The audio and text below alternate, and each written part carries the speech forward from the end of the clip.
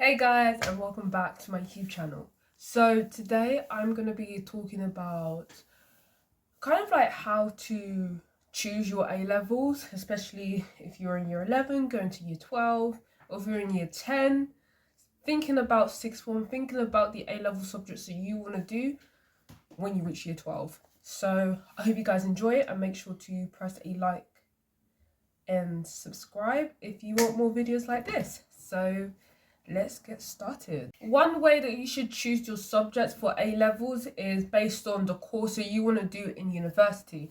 So for an example, if you want to do something like, if you want to do medicine in university, then it makes sense for you to do biology and chemistry, because those are for most universities, those are the required subjects that you need.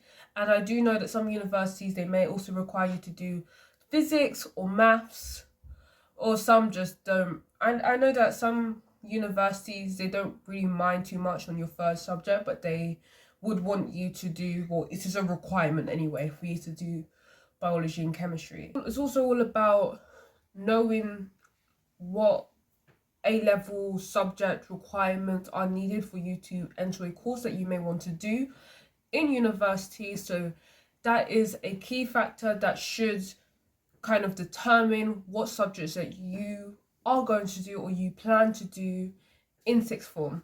One thing that I'd also like to say is that don't pick a subject because you've heard from other people that is hard. A levels in general is hard. Full stop. A levels is hard. Whether you are doing maths, biology, chemistry, English lit lang, English lit, geography, history, French, Spanish, Mandarin, Japanese. What other things can you do for A levels? Law, criminology, all of those sort of things. Whatever you are doing, you're gonna find them hard because A levels is hard. So don't pick a subject. Don't not pick a subject because you've heard from other people that is hard. No, no, no, no, no. You should not do that. Yes, A levels is hard regardless of what A levels you are doing. But to make learning and doing A levels, your 2 years in sixth form, easier, more tolerable, a little bit easier, makes you like less stressful. To make A levels less stressful, things that you should be doing is improving your organization skills. Like I said in my video that I did last week, I believe, I talked about how organization is very important. Being organized in sixth form is so important. Getting folders for each of your subjects, doing dividers, whatever you like, whatever you think is easier for you, because at the end of the day, it's you who is studying that A levels, is you who's going to take the exam, it's you. So it's all up to you, personal preference in terms of what type of revision you should do, but make sure it is effective for you. As I said, organization is very important. Being more organized in sixth form when you are doing your A levels is going to have such a big impact on how hard you find studying biology A level is compared to someone who's not very organized, who does not revise effectively, who does not study effectively. Like, you're gonna see the difference between probably you, who is going to be very organized, gonna organize all your work, your revision, gonna study effectively, to someone who basically does the opposite, is not very organized, doesn't really plan effective study, revision. So anyone who says that A levels is hard, yes, it's hard, but do not choose a subject like chemistry because you've heard from other people that it's hard. Of course, A level is hard, but it's the way you approach it and the way you organize yourself and the way you study, your revision, everything is going to help you kind of like ease that hardness sort of thing. Make A level more tolerable and a little bit easier for you. You are going to see that difference, that impact is going to be quite significant. So yes, please guys, do not choose a subject because of how hard it is, because A levels in general is hard. And to be honest, I've even heard from Like other people, they say, well, you know what, A levels is even harder than stuff that you do in uni. So yes, A levels is hard. A level is hard, but just don't choose a subject because you've heard from other people that it's hard. If you are someone who doesn't know what they want to do in the future, if they want to go to uni, if you don't know what you want to do in uni, those sort of stuff, there are two things that I feel like you should do when picking your A-level subjects. So the first thing is do things that you kind of like enjoy or you have an interest in that you like doing. I think that one's I feel like that one is quite important. You should do things that you like. But I feel like my second one is going to be, I feel like it's going to be a bit better, and one that I actually recommend. If you are someone who generally does not know what you want to do in uni, what you want to do at all, I strongly encourage you to do subjects where you can get into a broad range of courses. So what's a good example? So yeah, chemistry, biology, those two interlink together. You can get into quite a lot of courses with biology. Yeah, so for an example, you can do psychology in uni. If you are doing biology at A levels, you can do zoology, you can do biological sciences in general, you can do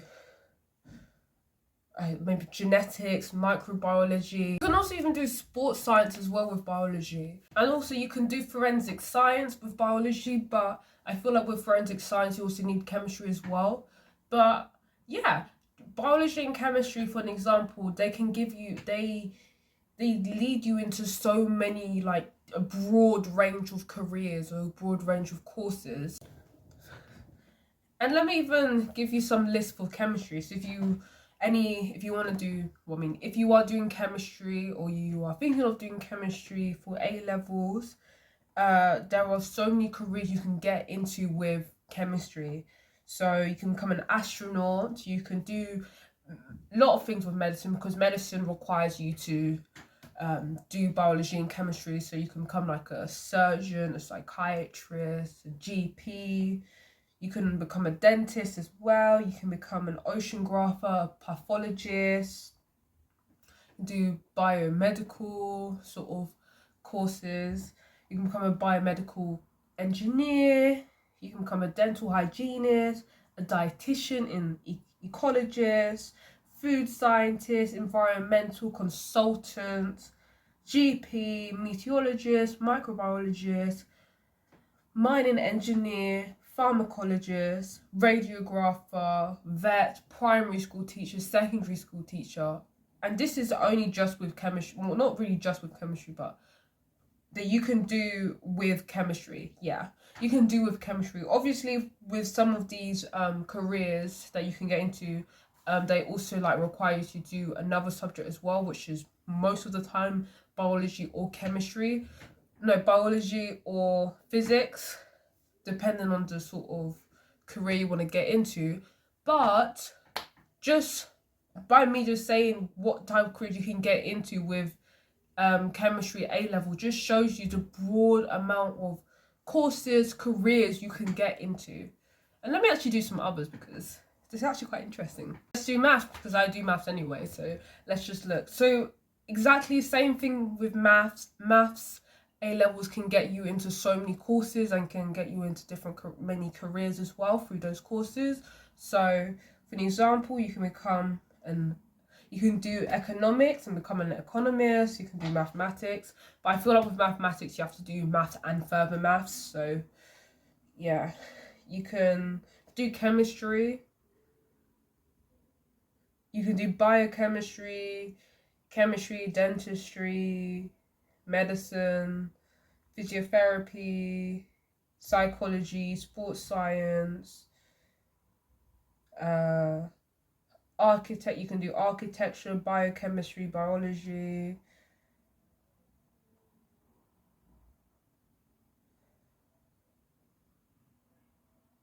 and so much more. This is just a few that I've seen, but honestly, if you do not know what course you want to do. You don't know what course you want to do in uni, you don't know what career you want to become, you don't know what career you want to do, and you're not sure what A levels to do.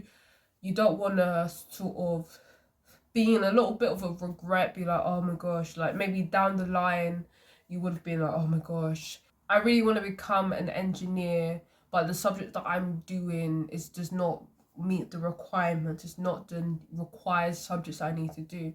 For example, so choosing subjects that can like lead to a wide range of courses, I feel like is very important, and it will be actually very helpful because of that idea of a broad range of subjects that you can get into.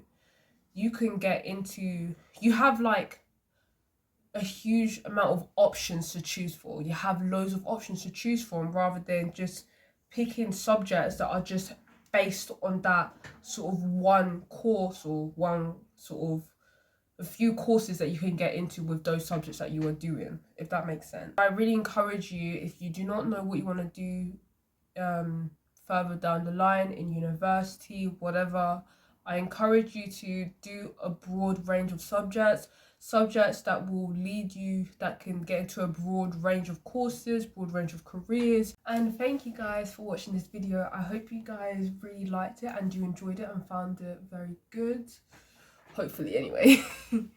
And I will see you next week in another video, and please make sure to like and subscribe if you like this video, you want more videos like this, and thank you for watching. So bye.